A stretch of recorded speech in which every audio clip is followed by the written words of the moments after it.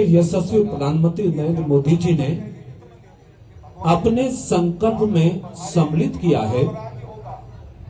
प्रधानमंत्री जी चाहते हैं कि 2047 तक हमारा देश विकसित राष्ट्र घोषित हो।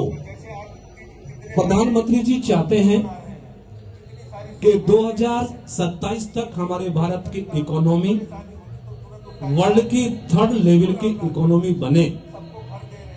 भारत के प्रधानमंत्री चाहते हैं, एक बड़े गुरु की 2 लाइन पढ़ के अपनी बात कर रहा हूं पूरी, कि ऐसा चाहूं राज में जहां मिले सबन को अन्न, छोट बड़ो सब सम बसे, रविदास रहे प्रसन्न।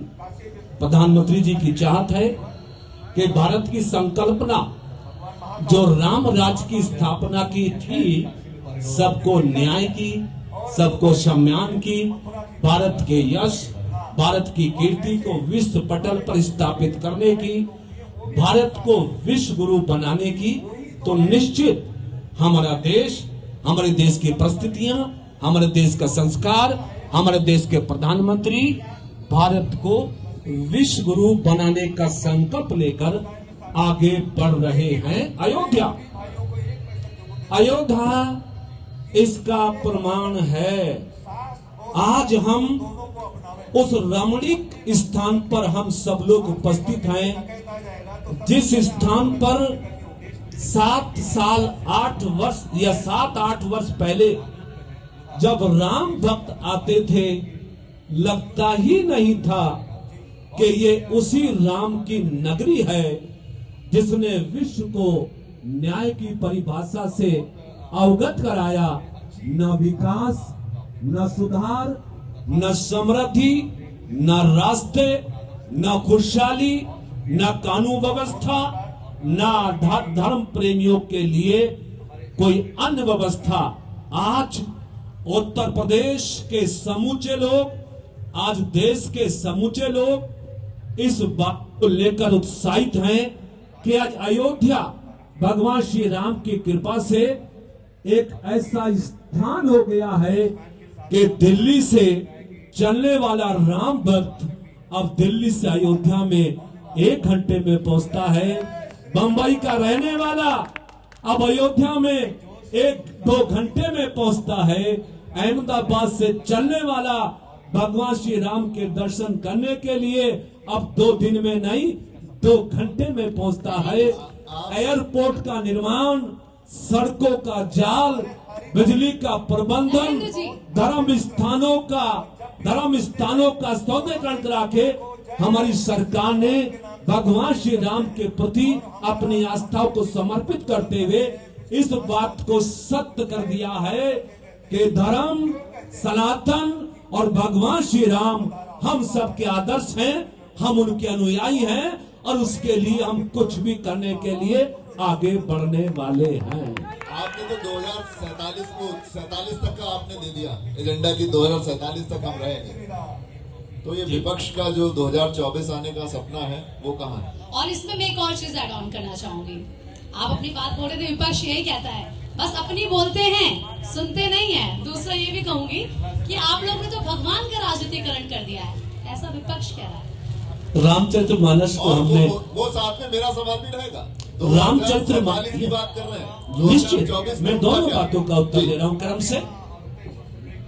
रामचरित्र मानस हमारा ऐसा धार्मिक ग्रंथ है जो देश और दुनिया की जनता को मैं निश्चित मत और मन के साथ कह रहा हूं कि हिंदुस्तान की भारत माता ने ऐसा प्रधानमंत्री दिया है जो अपने संबोधन में भारत की 140 करोड़ जनता को अपना परिवार कह के पुकारता है। जो पार्टी, जो नेता हिंदुस्तान की जनता को अपना परिवार मानता हो, उस पे तुष्टिकरण की कोई आरोप लगाए तो उसे देश के लोग स्वीकार नहीं करेंगे। लेकिन एक मिनट और, वो कत्ल भी करते हैं तो चर्चा नहीं होती, वो कत्ल भी करते हैं तो चर्चा नहीं होती। हम आहा भी भरते हैं तो हमें कर देते हैं बदनाम।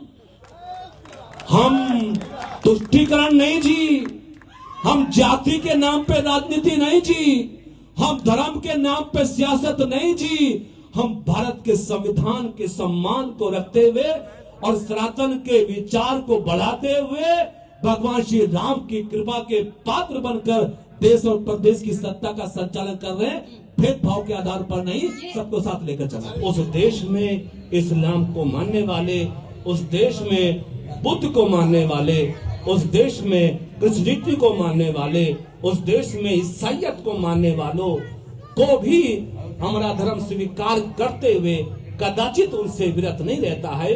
तो सनातन का मतलब है समायोजित करने वाला धर्म, सबको साथ लेकर चलने वाली सोच, सबको साथ लेकर चलने वाली संस्कृति। और ये भारत की सबसे पुरानी, सबसे पौराणिक, सबसे सर्वमान्य संस्कृति है, जो देश में सबसे पहले से स्थापित है और दुनिया में हमेशा स्थापित रहने वाली। यही रुक जाते हैं, सबको साथ ले। राजनीतिक पार्टी हो या सामाजिक संगठन, जब वो अपने संविधान की रचना करता है तो उसमें अपनी प्राथमिकताओं को, अपने मुद्दों को अपने एजेंडे में सम्मिलित करता है।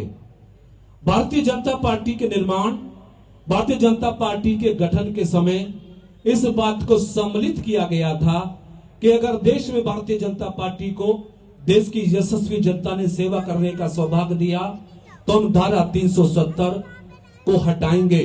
भारतीय जनता पार्टी के एजेंडे में इस बात को सम्मिलित किया गया था कि देश की, प्रदेश की जनता ने यदि आशीर्वाद दिया तो हम भगवान श्री राम के मंदिर का निर्माण कराएंगे।